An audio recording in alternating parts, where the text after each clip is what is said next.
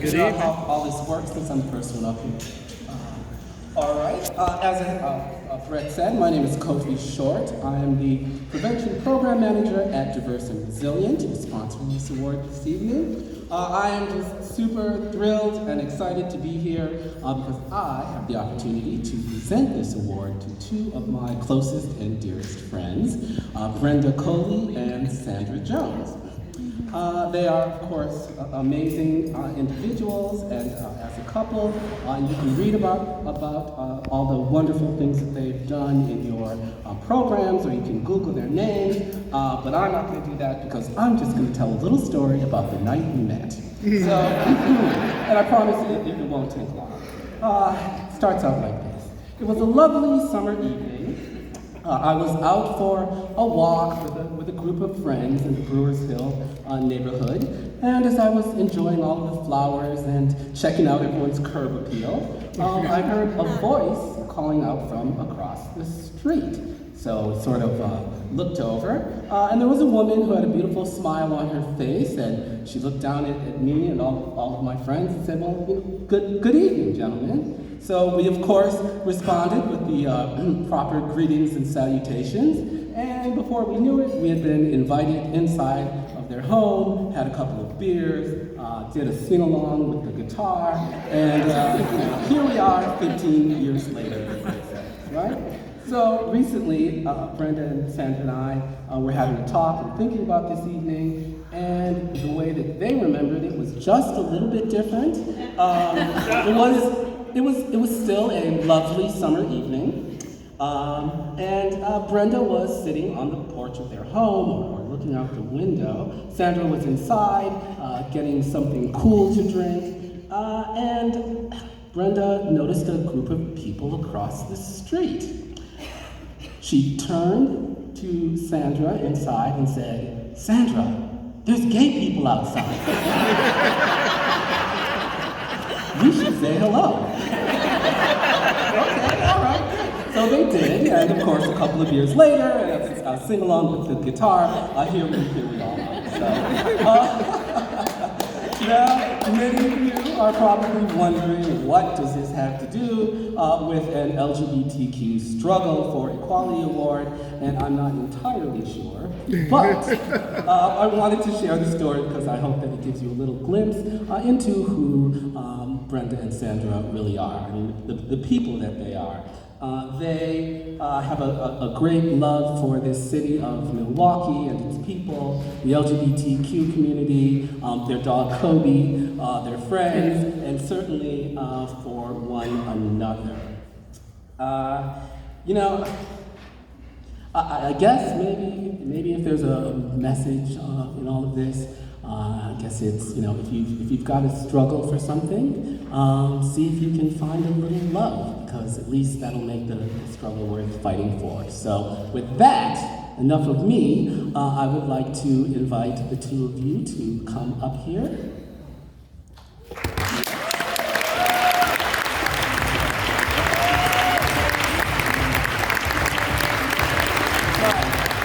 Great joy and honor that I present to you with this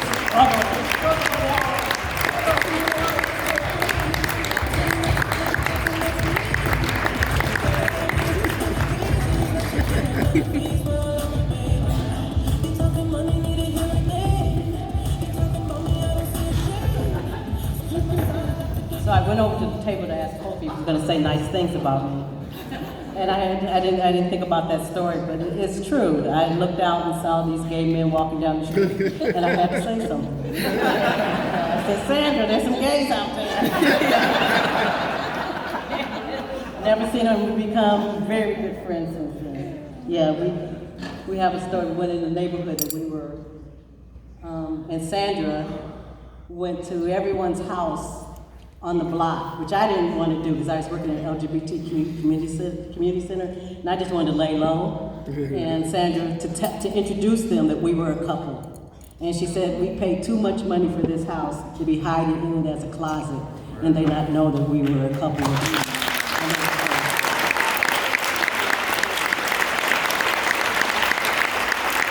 So I have a few prepared remarks.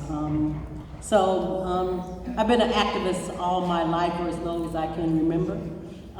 At 11 years old, I organized a demonstration of my classmates to have my grade school teach Black history. And after the demonstration, the school told us they didn't have any money. So a couple of weeks later, I organized a fashion show to raise money for books about Black people.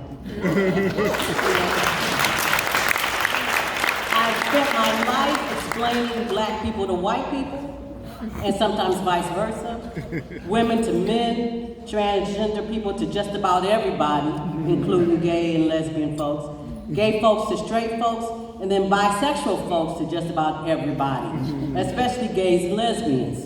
You know, gay people didn't believe that I was bisexual, and some of you are in this room. And straight people ask, why the hell would I choose to be in a same-sex relationship? So there's always been that kind of thing about bisexuality.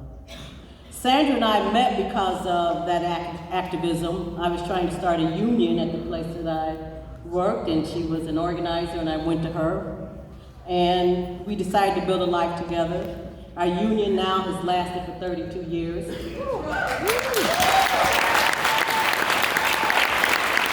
been the hardest and also the best thing I've ever done. So we raised a son together, went through college together, and came out of the closet together. But in many ways, I have reinvented myself. And I think Sandra and I both have reinvented ourselves. Sandra is pretending she's retired. She's still teaching at the university and now taking students and community members on study trips to Africa and parts of Central America. And she's writing a book, so this is retirement. I now work in the environmental world at the Milwaukee Water Commons on behalf of water. Working in that sector has very much reminded me of my time at Diverse and Resilient, facilitating a group of about 25 women on leadership development. And it was really, you know, how to bring our whole selves to our careers and our passions. That means being 100% lesbian or bisexual identity, our racial identity, and our gender identity. Not sacrificing any of those experiences or identities for the other. And oftentimes we're asked to do that. And what I said, and one thing that I said, it was basically on faith, but what I have now truly experienced is that lesbian and bisexual women and transgender women are leading in Milwaukee, doing great things that we may not be aware of. As much as we believe we have a pulse on the community, many of us who are members of the community, who have worked in the community on behalf of the community, we are still siloed, and that means great work is being done that we don't really know about. And that's not because people are closeted. That's what we used to think, but that's not because people are closeted. These women are putting their heads down and living their passions and doing their work. And they should be up here besides me and Sandra, and I think, in fact, instead of me really getting in the awards. There is Karen Tyler, is the Injury and Violence Coordinator for the City of Milwaukee's Office of Violence Prevention. Her son, Andrew, was a victim of gun violence, and her father was killed by a hit-and-run driver on his way to work as a crossing guard here in the city. She channeled her pain and experience to speak life and commitment into those experiencing those hardships due to violence. And she hosts right now an online LGBTQ women of color group on Facebook, always posting encouraging words and reminding us to take care of our bodies. There is Barbara Richards, an avid environmentalist, who's in the environmental community who works on these issues has worked with Barbara. She is on the board of the Milwaukee Environmental Consortium and is now leading a project called Friends of Downtown Forest to keep green spaces green. In this, she is planning and thinking about homeless people as she does this work on the environment. She is about people and planet. And last, I will mention Ann Brummett. She's a co-founder of Milwaukee Water Commons, along with Alexis Bradley, two lesbian-identified women who founded an organization that now has nationwide status in the environmental world because of their innovative strategies to engage people of color to become stewards of the water. These two white women figured out how to put diversity and equity at the center of environmentalism, and they're famous for it in that world. I mention these three women because they deserve to be on this stage getting an award. Well, or I believe somewhat more than me. Not you, of course, darling. Love them. There are innovators and leaders proud. These are innovators and leaders proud of their sexual orientation and gender identity. Sandra and I thank the Shepherd Express for your wonderful sponsors for this event. The lovely folks who nominated us for this award. I thank Kofi, my dear, dear friend. There you go. And I give my congratulations to our fellow award winners. You all rock. And we accept this award on behalf of all the good work being done in our community, sung and unsung.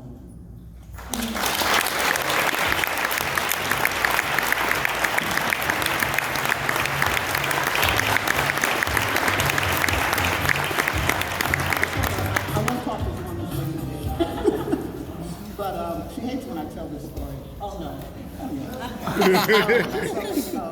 32 years it's been. But actually it's been 42 years because we were best friends, inseparable, for 10 years before we became partners. And I'll tell you, there's no more wonderful thing to do than to fall in love with your best friend. That's true. But just one more thing.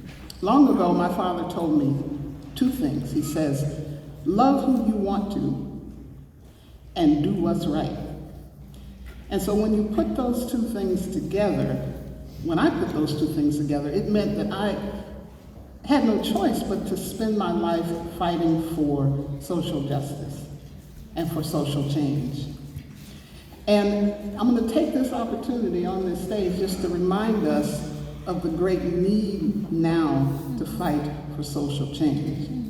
You think about the last week, the mass murders fueled by racist ideology. That is a part of our DNA, it's a part of our fabric. You think about yesterday in Mississippi when more than 700 people were rounded up and to be deported by ICE. Children left stranded in the streets. Fortunately, the neighborhood came together and comforted those children. But when you think about those things, there is no more urgent moment to put the fight for social justice in front of all of us. We got a lot of work to do. Between now and November 2020, we have a lot of work to do. And so, you get the opportunity to have a mic and people listen to you. I just want to call attention to that. And call attention to the work that we have in front of us to save this nation, to save this planet from the danger that it faces. Thank you so much.